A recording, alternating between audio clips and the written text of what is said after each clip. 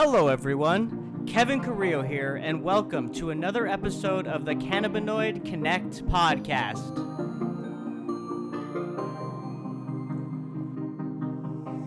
My guest today is Jenny Argie, founder and CEO of Jenny's Baked at Home.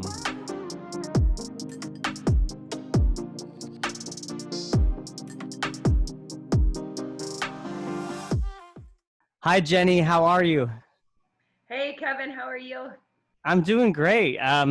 Today we were talking about where we're both located before we started recording, and I'm here in Dallas, and it's a gloomy day today. You can tell that the season's changing. You know, it's getting a little colder. Yeah, awesome. I'm in Brooklyn, and same, likewise, we're probably on the same latitude.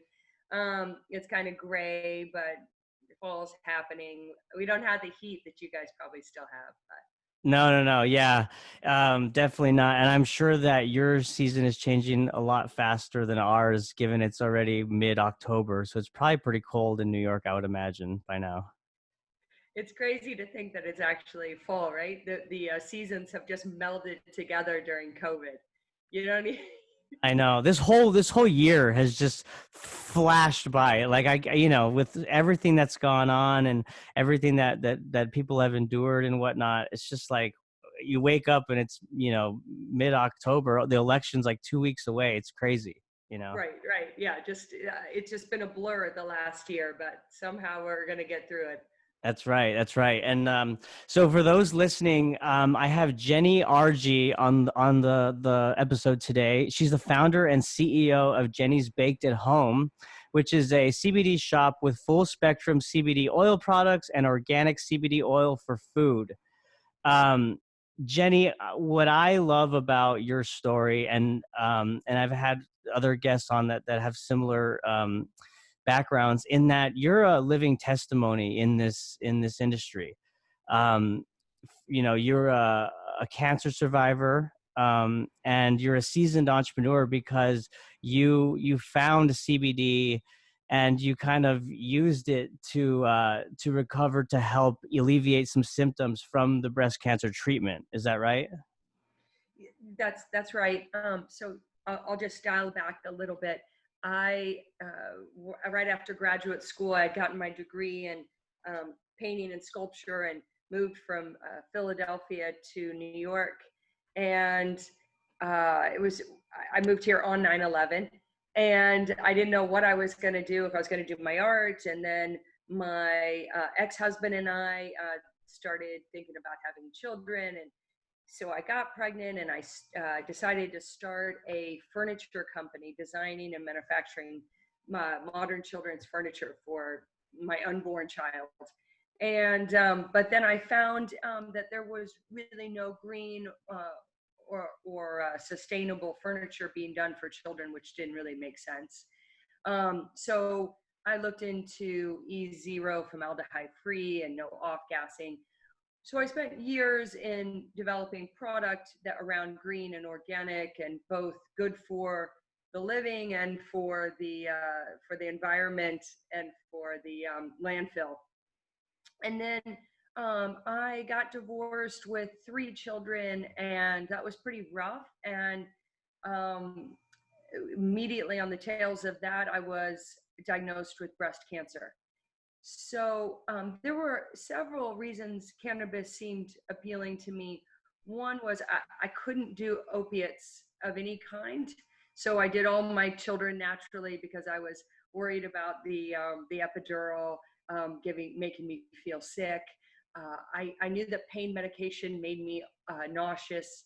So I thought, okay, here's an alternative, but I hadn't really dabbled with marijuana since high school, and it was obviously not the same caliber that it is today. So being somebody who graduated in the 80s from high school, so so I set out to, as a product developer and somebody who is green and organic, I started to look for it for pain management, um, and ways of ingesting it instead of smoking it.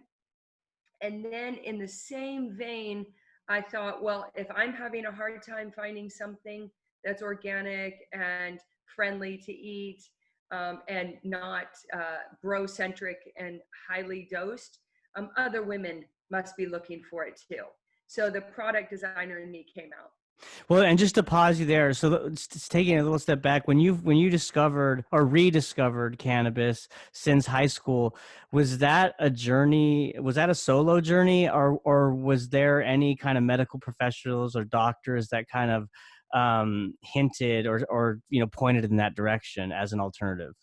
Yeah, that's a great question. So I started this 5 years ago, and as we know, West to East Coast is dramatically different. So usually it falls that the East Coast gets it first, the fashion or art, and then it moves west.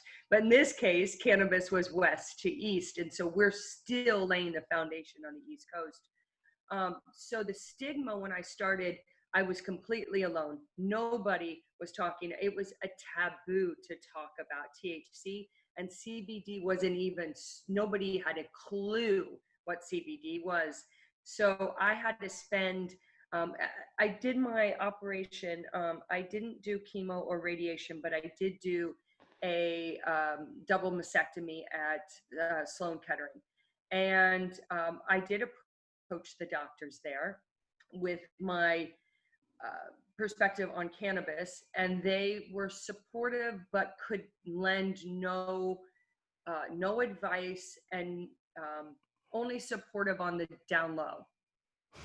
They didn't have the legal right to tell me to do it one way or the other, but they did not discourage it. Right, more like off the record type stuff. Totally off the record. If you want to do that, we would. They actually, in the same breath, said we wish we could prescribe it, but we're not. Our hands are tied right now.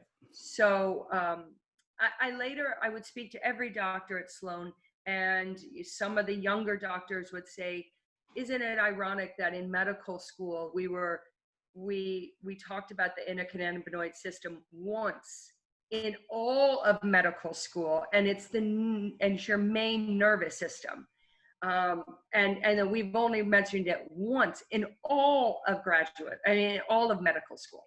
Isn't that fascinating? I mean, I've had other guests on in the medical profession, and they've said the same thing.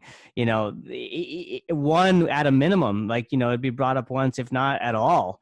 And I've said this on the podcast before that when I type in endocannabinoid system on my Mac, I don't know if it's the same for like PCs and Word. The name or the word isn't even recognized. Yeah, it's a misspelling. Right. Yeah, it's crazy, right? So anyway, sorry, I went on that tangent there. No, Yeah. I'm glad you did, because I think that it was the fuel that kept me going, because I was in industry where CBD was still a Schedule 1. So I was selling something that was illegal. I would have the Child Protective Services show up at my door and tell me that I was federally doing something illegal and I could have my children taken away for selling CBD.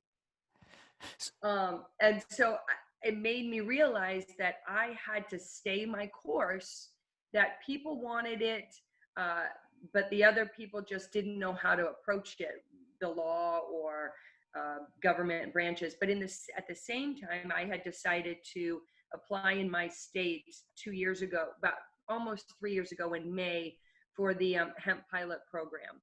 So I was granted the CBD license for seed to sale to grow in produce and produce and extract in New York. Right. And I read that you were one of the first to get that coveted license in New York, which is huge. But taking a step back, so after you approached the doctors, you rediscovered the plan. When did the light bulb moment happen? Were you first kind of using infused THC or CBD oils to cook different things? Were you doing that at first for yourself, or using it as a remedy, and then you thought, hey, this is a good alternative for others, I should start a company? Like, when did that light bulb moment happen for you?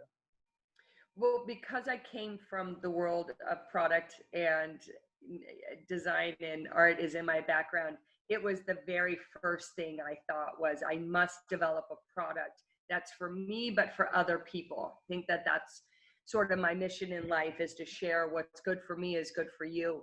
So the very first thing I did was create a gluten-free brownie mix that would be enjoyable to eat while I was coming down from the surgery, and also relax me at night, on with a healthy edible. So I infused that with THC, with Rick Simpson oil, at the time. And so I was basically a gluten-free brownie mix. But as you know, and we all know, you can't just use any sort of baking mix and add your cannabis to it. It has to have a special ratio of oil and also cannabis to be able to adhere to the ingredients, and also be able to digest nicely, and also dose correctly. So that was the other thing. I was teaching people how to dose, and myself first. But I didn't have the THC license and I couldn't sell that. So I started to hear about CBD, cannabidiol, and the effects that it had on cancer. And all the research I was looking at was coming out of Israel at the time. And it showed that a high CBD diet discouraged cancer cells from adhering to mass. So I thought, well, if I could do something preventative for the cancer not to come back in other parts of my body, then I would love to start that. Now that I've handled the pain management, and nausea, now I could attack the preventative part of it. And what interested me the most was, the more I studied and looked into cannabis, I thought we must have eaten it for years, not smoked it. So I started to look at different ways of combining foods, a functional medicine perspective, and infusing CBD into cooking oils, baking mixes, combining it with topicals, almond and avocado. What does it do for your receptors on your skin, not just internally, but externally? Mm-hmm. So as you're going through those learnings and trial and error, I would imagine that after the 2018 Farm Bills passed is when you applied and were one of the first companies in New York State licensed to manufacture and distribute CBD hemp. Is that right? Yes. So it really wasn't that easy. California and Colorado and Washington and so on have a lot, even Kentucky, which is where I've been co-packing for years, have much more history in the CBD space than New York did. So I couldn't transition. I mean, I'm transitioning currently to setting up a facility in New York, but I had to learn what it was to be basically a pharmaceutical grade company. And that's what I've been learning for the last year to 2 years, is how to set up what's called a CGMP facility, which is basically good manufacturing practice, that we would follow the same food guidelines and pharmaceutical guidelines as the FDA would regulate. So I am able to do distribution throughout New York, but the laws are now changing from being in the agriculture and markets department and moving into the Department of Health. And when they do that, we align with the FDA regulations, or what's soon to be FDA regulations. So I've had to straddle this industry, Kevin. It's never been like I have to pivot every second, whether I'm moving from Schedule 1 now off Schedule 1 because the Farm Act passed, or moving from the Ag and Markets Department to the Health Department, having to try to figure out setting up a multi-million-dollar facility with no funding. Everything is like fly by the seat of your pants. Yeah. And in 5 years, I've watched companies go from, nothing to IPOing, and then going out of business to so we've seen the gamut on this. So it's been a ride and a journey, but in the end, you started this interview with why I started this company, and it was to help people. So I just stayed the course. Well, that's why I admire so many people like yourself in the industry. Not only your background and the testimonial part of it, but just that perseverance and that never give up attitude, because you know the value add of cannabis. You know, when it comes to people, whether it's medicinally or through manufactured like material goods, right? I mean, there's so much possibilities with the plant, and it's amazing that you just continue to move forward with all those different challenges that you face. I mean, the FDA guidelines are something that's critical and very much needed, because it's the wild, wild west. I mean, you're out there trying, like you said, figuring out all this by yourself with basically no help and funding to do so, right? Yeah, yeah, exactly. And we and the listeners, I'm sure your listeners have heard this in your other podcasts, but we don't get the support from the financial institutions that other people get. So and if we do get it, they take the marijuana tax. So if it's normal 5% interest, we're looking at 15% interest, simply because we're considered high risk, which obviously we know is just a farce. But so that's the challenging part. I do think that one has to have thick skin in this industry to persevere, because you 1 minute you're faced with the DEA, the next minute you're faced with the FDA, and all these acronyms are so scary when you're just one person trying to start a business. But you just have to think yourself that this plant has been around for thousands of years, and it's going to continue, and it's only been illegal for 100 years only. Mhm. And we're going to figure this out. The only shame is that we have to be careful that it doesn't get into the hands of the lawmakers and it's taxed to the point where small entrepreneurs can't come in Right. and start up and do startups with it. Right, which we've seen happening in California, right? I mean, um, well, you know, if you had a magic wand and Jenny could implement CBD and cannabis regulation tomorrow, what would you do? Oh, that's a great question. I think I would. I don't mind the course that the Department of Health is taking, that our facilities are CGMP, that they follow the food and pharmaceutical guidelines so that we're producing a product that is safe and healthy. I think third-party testing is mandatory. There should be no reason for that. I think that uh, controlling the distribution with people that are licensed and are vertical in the industry, allow them to continue to do the distribution. I think those are probably very solid guidelines. They're easy, they're obtainable. I think helping the farmers out, people like me, once I get established, probably besides having to carry high insurance or certifications, I think the farmers are going to have the hardest play in this game. I think that uh, maybe they need to start regulating, how, not really regulating, but controlling the grow and what kind of grow and how organic and what that is, and to stop flooding the market, because that's going to hurt it.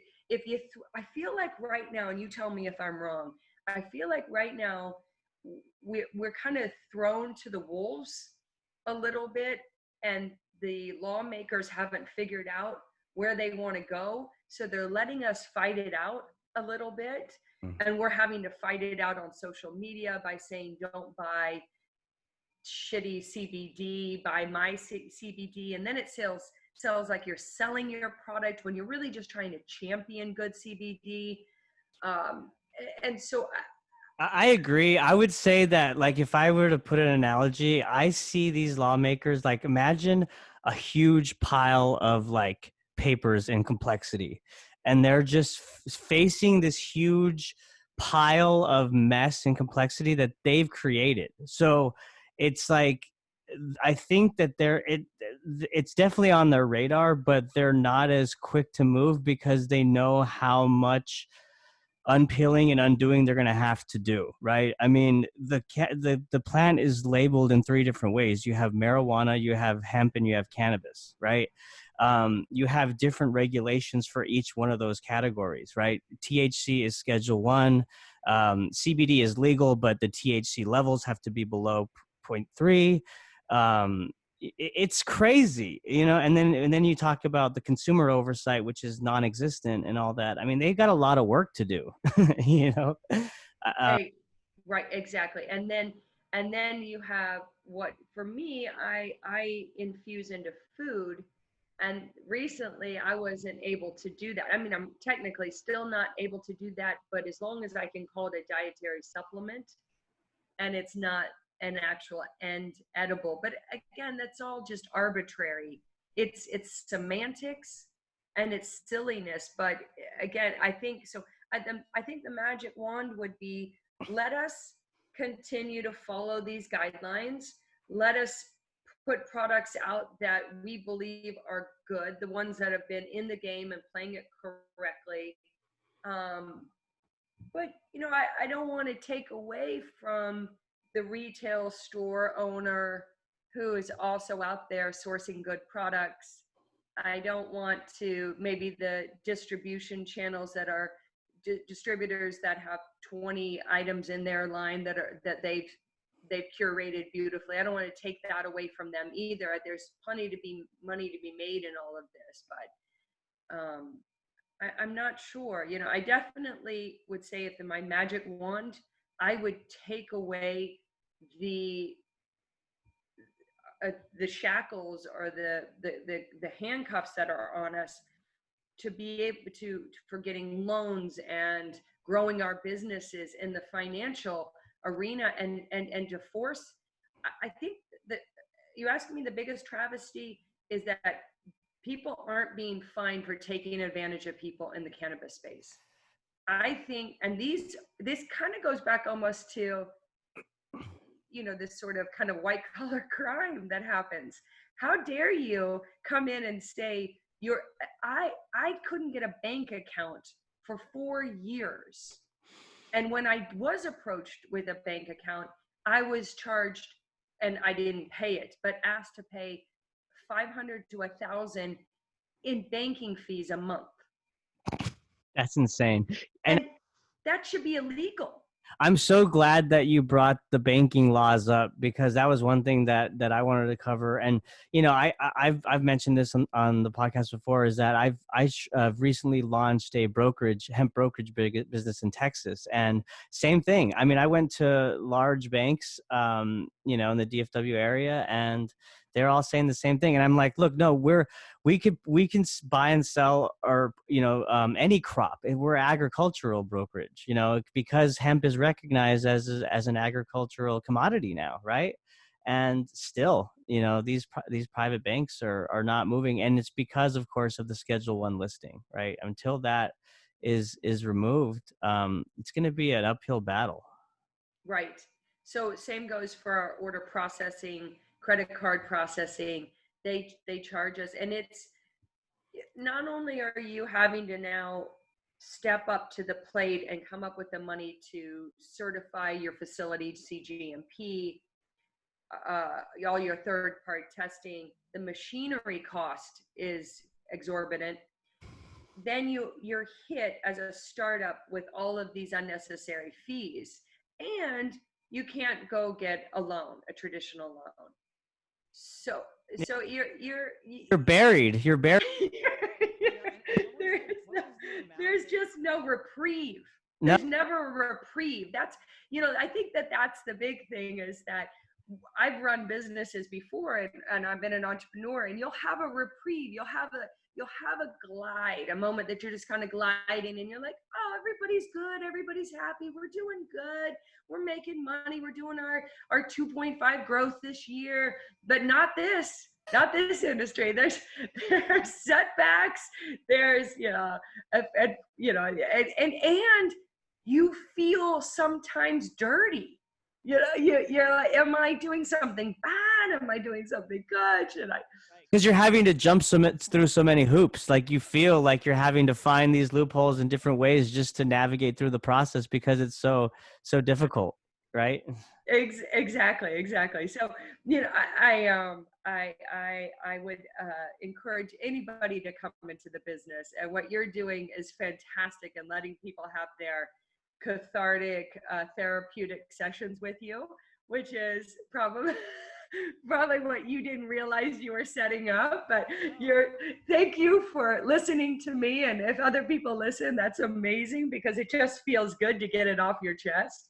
Yeah, and there's a lot of fluff out there, right? And there's a lot of sound bites and that's I appreciate you saying that because that's really it's kind of an unintended consequence. I mean, ultimately the mission of this podcast is to educate and inform, but what better way to do that than have people on the front lines actually open their heart out and tell it how it is. It's not easy, and people need to be aware of look, people in this industry are good people. They're not criminals, they're not bad. In fact, more and more business professionals are transitioning over to the cannabis industry, and it's becoming more recognized and more credible. So y'all need a voice, and I'm so happy that you're sharing, because it's great, it's very valuable for the listeners. Thank you. So my target market, I'm a mother of three teenagers. I just turned 50 this summer, and I am out there to help women, younger than me, but my age and older, understand how to use this plant, because they're the ones that go out there and spread the word and take away the stigma behind it, and preach that there are good products out there, how to use it, what it's done for them. And like we started out saying, that it's not snake oil, it changes people's lives. And still to this day, I'll get into it. A cobbler's kids never wear shoes, right? So I sometimes have to remind myself to make sure that myself and my family are using CBD all the time for anything that we have. And I do it as a replacement instead of aspirin or ibuprofen, or any sort of ailment that we have. And of course I use it just daily. But um, but these people will use it for very serious issues, and be living with my CBD for 2-3 years pain free. And I had to remind myself, like, that's why I do it. It's real, and it makes a difference in people's lives. And if I were to stop doing it, and the industry got flooded with all pharmaceutical companies making synthetics or diluting it, they wouldn't have this natural alternative. Yeah, to- I just yesterday had Josh Sweeter on, the CEO of Infinite. What is it? Analysis. He's a testing lab for cannabis, yeah, and he was saying, I mean, he does a lot of the major reports nationwide for snake oil, and they did a report. I think it was last year or something, where they sourced every CBD product on Amazon, and 80% of them came back with zero THC in them. yeah, Like, yeah. how insane is that, right? Like, that's crazy. So it was just him, and they were saying it was full spectrum, I'm sure. Full spectrum, the nines. I mean, they're Yeah, marketing it in a way that doesn't even make sense, but yeah. yeah. So it's interesting that you say that, because Amazon, in my last company, was one, and this was before Amazon was Amazon. They were a great company to work for. They promoted entrepreneurs 20 years ago when they started. And then I got into selling with Amazon through somebody who was selling CBD products, sort of like a store within a store kind of thing on Amazon. And within a matter of a few months, I was getting rejection letters, kind of cease and desist on Amazon. And I realized what they were doing is they were knocking off all of the CBD products and doing white label and selling direct. So, but they were going out there and finding the China source because it was so cheap. They wanted to put their hand in the pie. Yep. And so, and I realized, oh my gosh, you were telling me that I was illegal and that I was labeling it incorrectly when all the while, which again, they're no different than the financial institutions taking advantage of the cannabis companies. Right. They did the exact same thing. So it is still the Wild West. It is there is a lot of gangster mentality still happening. We Yeah. are going to spend the next 100 years unpeeling or peeling back that drug dealer mentality Hmm. that is still going to be there. So it's going to take time. You can't do this overnight. You can't do it in 5 years. You can't do it in 50 years. 100 years we have to peel this back. Someone said, this, I thought this quote was so funny, that we've been in phase one of learning of cannabis for the last 3,000 years, or 30,000 years, I think is what he said. Yeah, right. I've heard like rumors or people say, oh, when they find a prehistoric man, they'll find cannabis on him. Things like we've been using it for so long and we're still like, huh? Right. Well, I mean, with our endocannabinoid system, we're biologically married with the plant, really. I mean, it's science. I agree. Yeah. Well, you touched on your differentiator, given the fact that the market is so overcrowded with so many CBD companies now. And your target audience, which is women, and educating them around how CBD can help alleviate some ailments, right? And is a better alternative. So, can you give us some examples of customers that you've worked with in the past, and how CBD, maybe have helped them? Yes. Thank you for asking that question. I'm going to go with a couple. Since you're coming from Texas, I had a customer a couple of days ago. Something happened on the back end of my order processing on my website, and her order got lost. And she called me up and said that she had ordered one of my coconut oils, and that first time she ordered it, it arrived in 2 to 3 days. And this time it had been a month, and bless her heart, she waited a month to call me. And she said she had fibromyalgia and rheumatoid arthritis for the last 20 years. She's been in excruciating pain.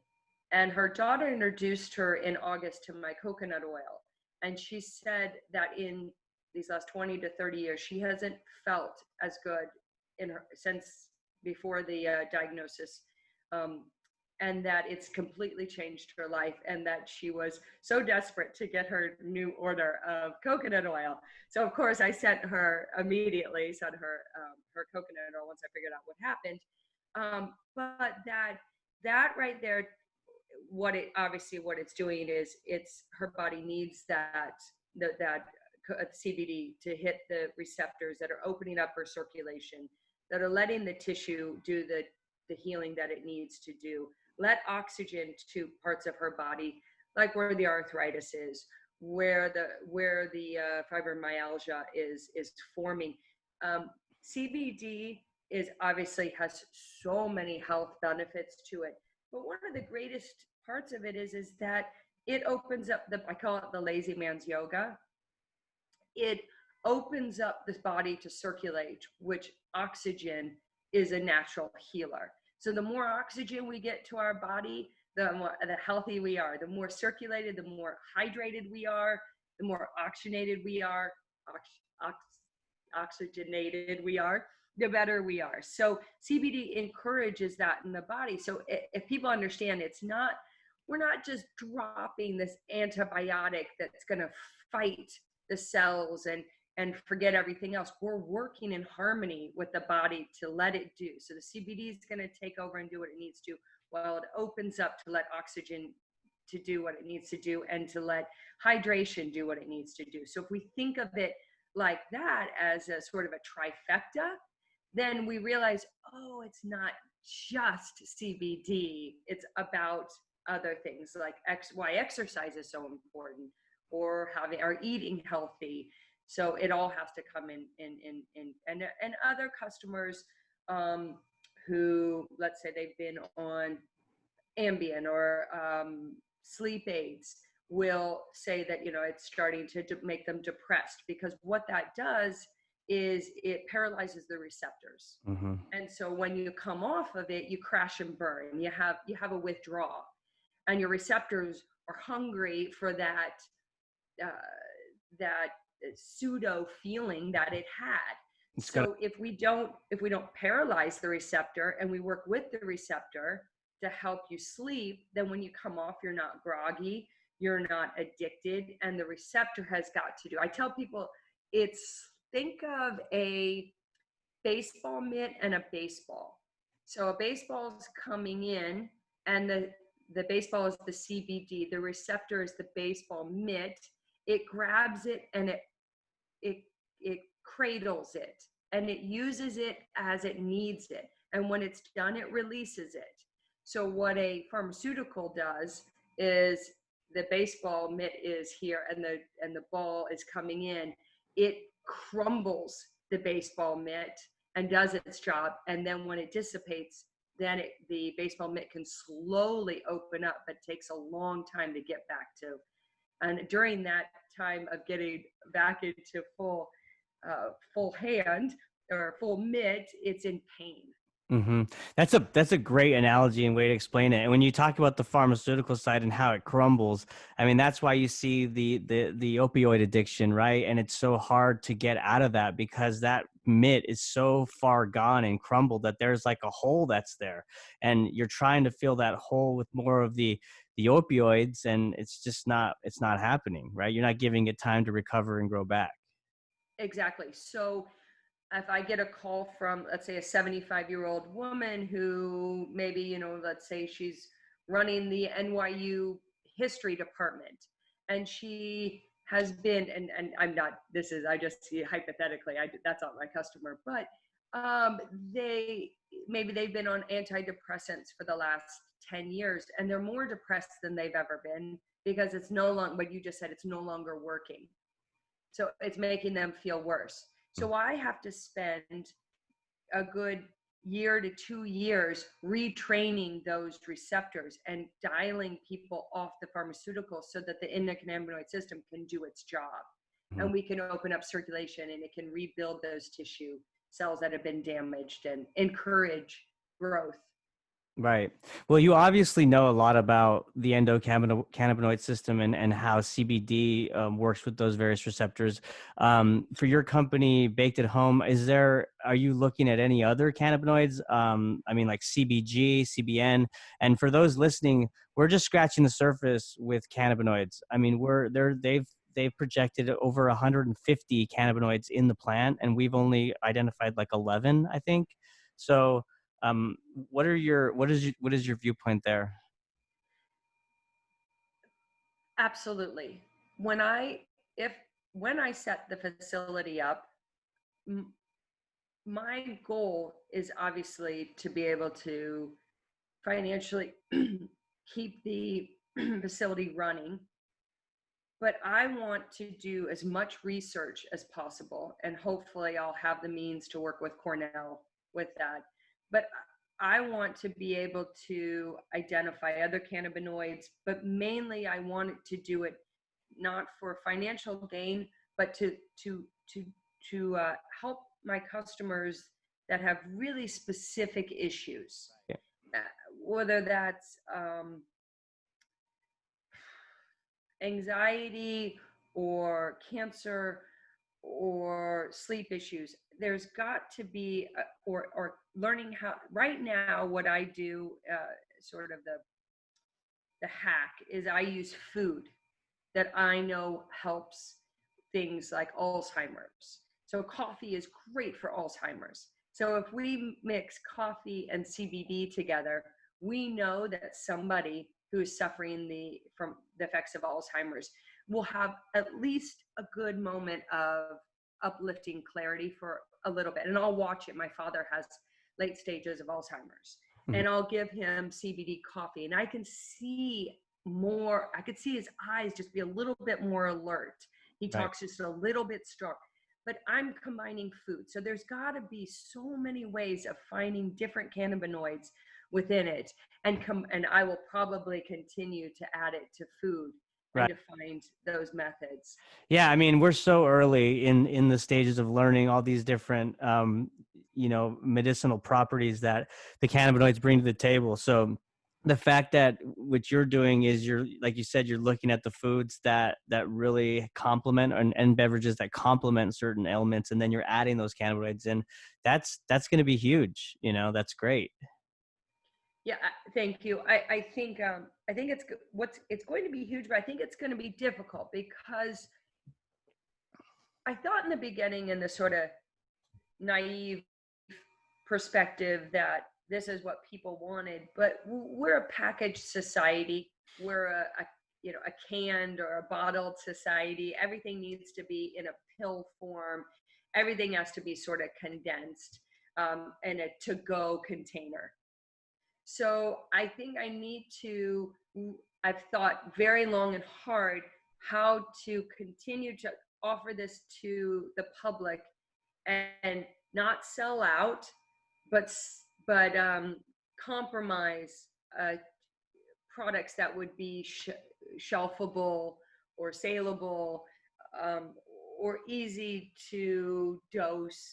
So I think the trick is going to be not to go immediately to Anheuser-Busch and Snapple with our products, and then not also be at some sort of granola health food store. Like, where is the middle that we're going to find in this cannabis space? Because it started out, right, either it's the bro pulling a bong hit mentality of cannabis, and now it's this sort of dietary supplement. It's completely changing. So we got to figure out how to make this sort of mainstream and keep all of the attributes that it has.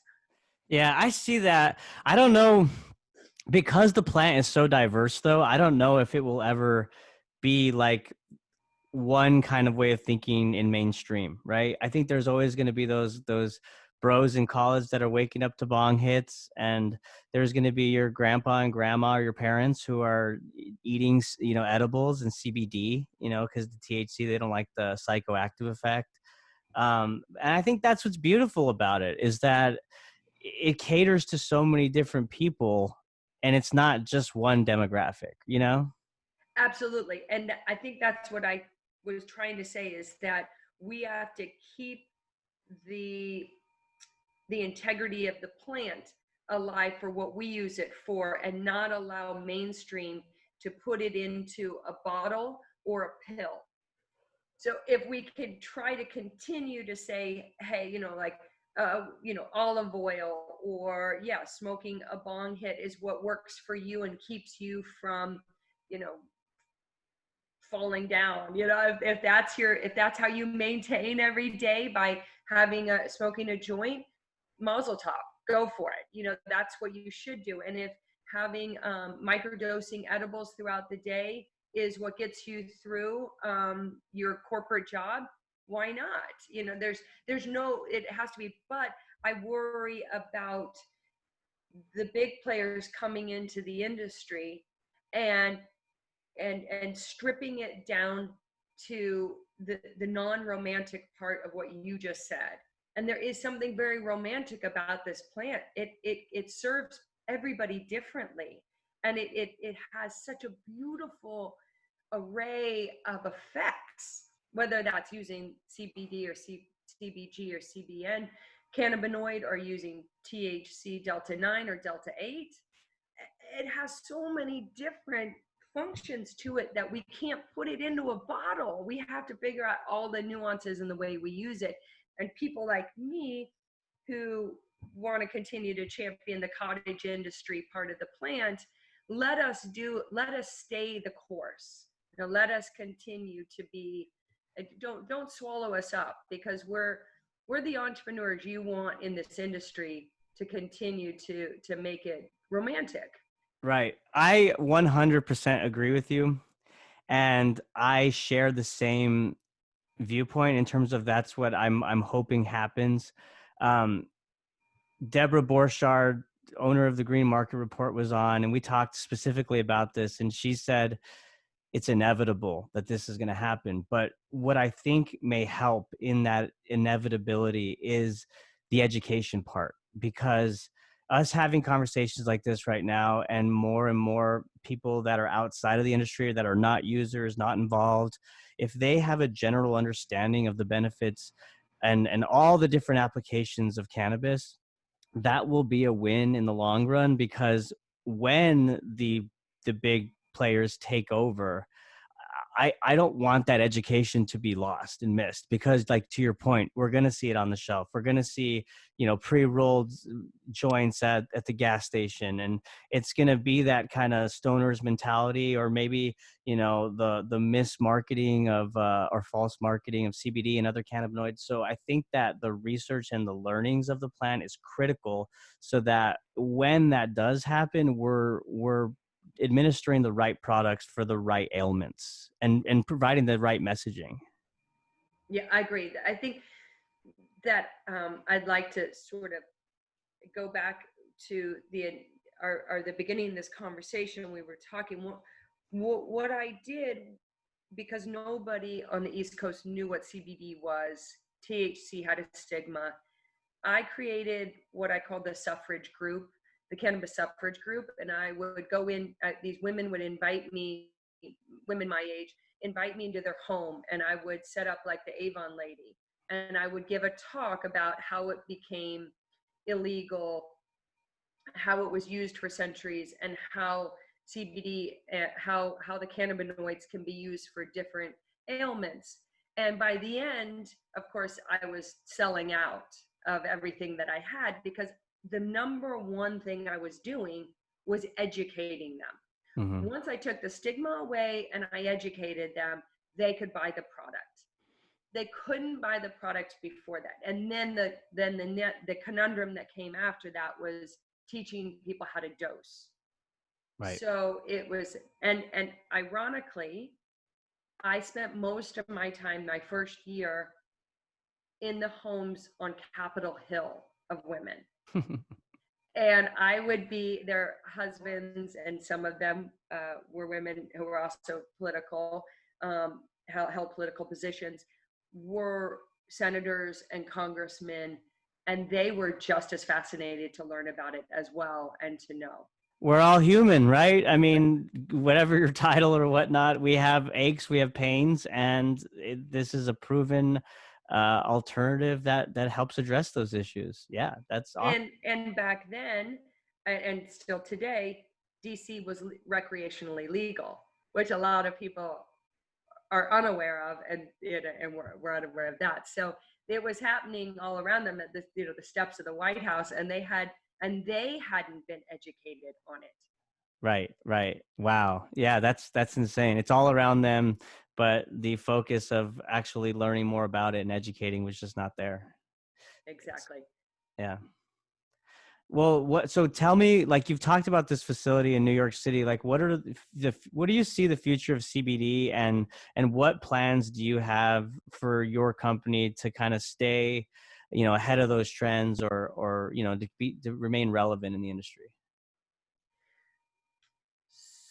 I Before the Department of Health sent out letters to all the cafes and restaurants in New York, warning letters that they weren't allowed to infuse lattes or cocktails with CBD, my growing market was in that sector. So I could tell it was in the beverage sector.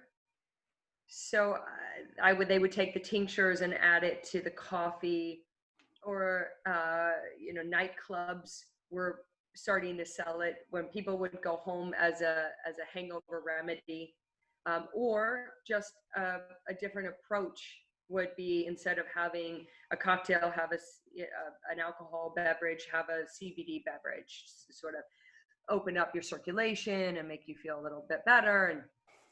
And So I think the market is definitely going towards ingestibles, whether that's liquid or food. I still have a very strong market that loves to be able to buy the baking mix and make their dosed brownies so that they can, have that sort of treat.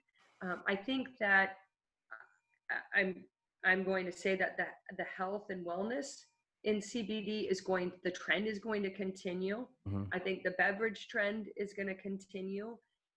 I think I know that CBD flower is really popular, but it's just nothing. My customers aren't interested in it at all. And so when I hear people say CBD flower is their number one selling in a CBD store, I find it to be, fascinating, because that's not what my customers want. So I think we're going to maybe see more kind of cafes open up around how to eat with it, how to drink with it, the sort of the health and wellness.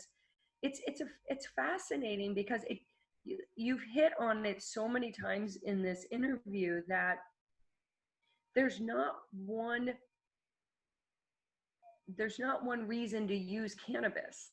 So it might be in the morning that you want to go have your CBD latte or your THC latte, and it serve you differently than another person. It might be in the middle of the day, you need more focus, and instead of having just a coffee, you mix it with CBD. That opened up the circulation. It gave you a better feeling, you were more rejuvenated than just having a coffee. And then maybe at night you want to come down a little bit and you want to mix your 3-to-1 ratio or something like that. So there's so many different ways that this plant can be used through food and ingesting and smokables. And yeah, I think that's kind of where it's going to go. It's going to continue to go to the health and wellness Hmm. sector, because even if you're using THC, it's still healthier than drinking.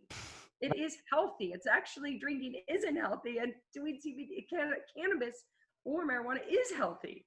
And not to mention, no one has ever overdosed by smoking THC. So that is a fact that should be always considered when talking about it, right? One of the things, and as a mother of 3 teenagers, I commonly say you will never find your child dead from an overdose of THC, ever, but you will from pharmaceuticals. And from So, alcohol.